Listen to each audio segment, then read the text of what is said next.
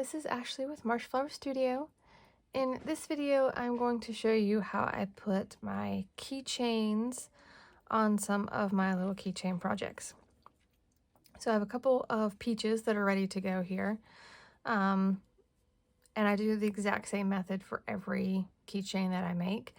And I have a couple of things I'm going to show you guys so you know some of the different options, just in case you're not aware, that may help. So I have my keychain ready. Everything's all nice and tied off and tucked in, put away. I use two different sets of pliers, and these can be the exact same, or, you know, there's lots of different ones. These I found in like the jewelry section, up with the beads and stuff. And I was just trying to figure out, you know, which style actually worked better for me. So the blue one has like the little wire cutter on it, whereas the pink one does not, but it doesn't really make a difference for me. So I've got both of those. There's a couple different things I'm going to show you really fast. So when I started with these little things. So I don't know exactly what you call these, but they're little metal beaded things. I wish I knew what they were called. But they have the little clasp on the end. You just pop the little ball into the clasp and pull it, and it makes the little ring. So I was using these to start with, and I would just take and poke this little clasp part through one of the stitches and kind of pull it back out. Can be a little frustrating getting this tiny little piece under a stitch and back out. But then I decided to put a little bit more effort into the keychains because they were selling really well.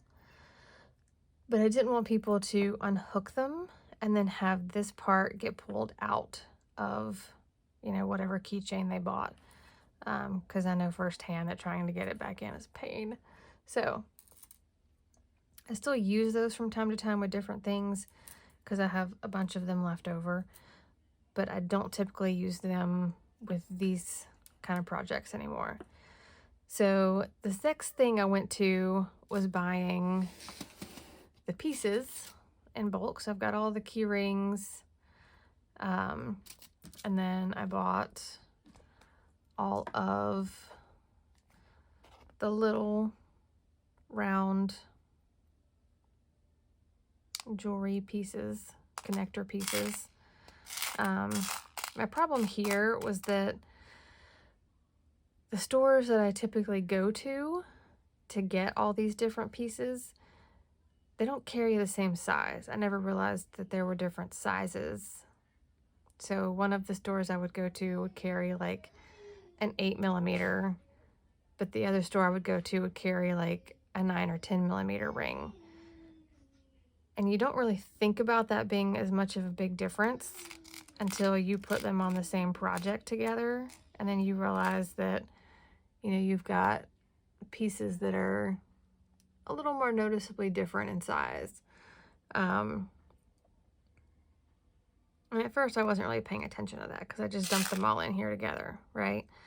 And then with this and these, I also bought a spool of this chain because it looks like most of the chain you would find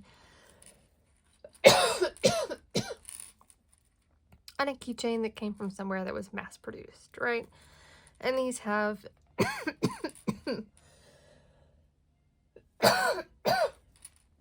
so sorry.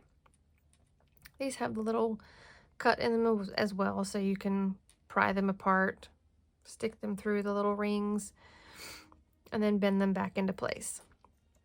And then you can decide if you want, you know, 2 or 3 or 4 links for whatever project it is that you're doing. This is probably a slightly cheaper way to go about things, but it is a little time consuming with the number of keychains that I make. I was spending a lot of time taking 3 links at a time off of this big long chain and then putting the little loops, the little circle things on each end, and then attaching that to the big key ring and then attaching it to the keychains. So in an effort to try to simplify my process a little bit, I found on Amazon, of all places, right? Everything's on Amazon. These come already assembled. So you've got your key ring, you've got your loop or your littler, smaller ring that's already on there. You've got your chain, and then they send a bag of more of these little rings that are already partially pried open. Okay, so I'm going to take my pliers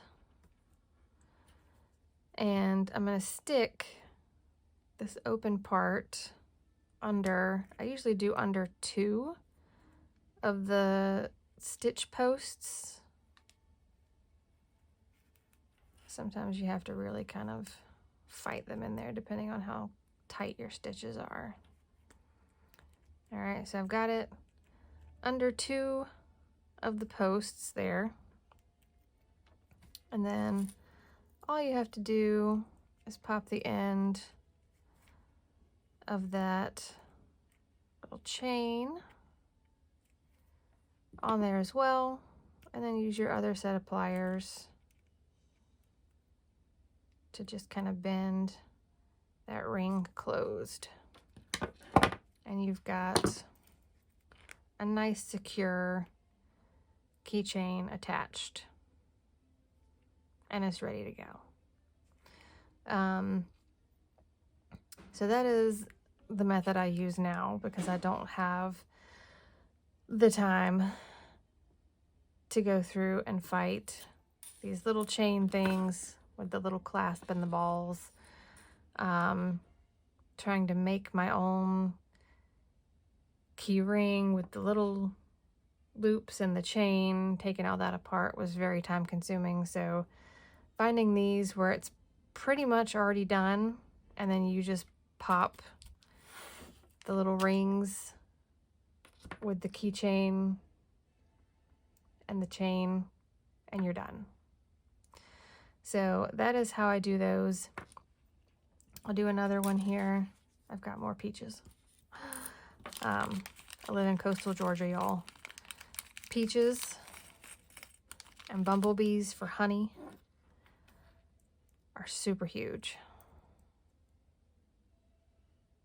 So again, little pliers.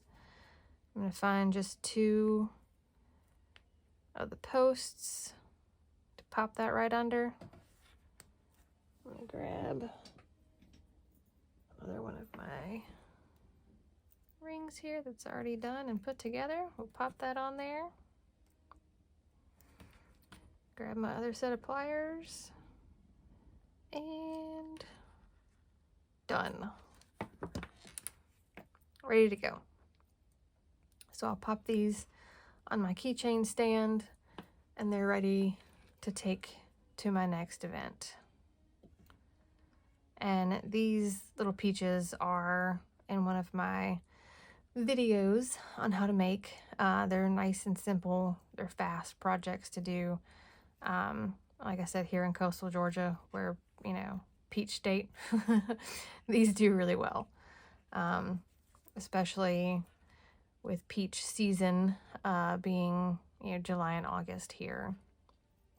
These are really popular right now, so I'll be making more of these today. But I hope you like the video. If you have questions about how, you know, to do this, I'll try to answer them as best I can. I don't have links to any of the stuff that I bought for this video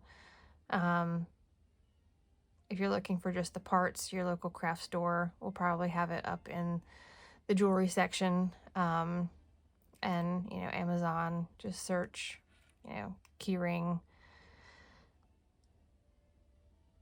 and, you know, this stuff will pop up as well. So hope that helps for those that were curious with that. If you found the video helpful, make sure you hit the like button.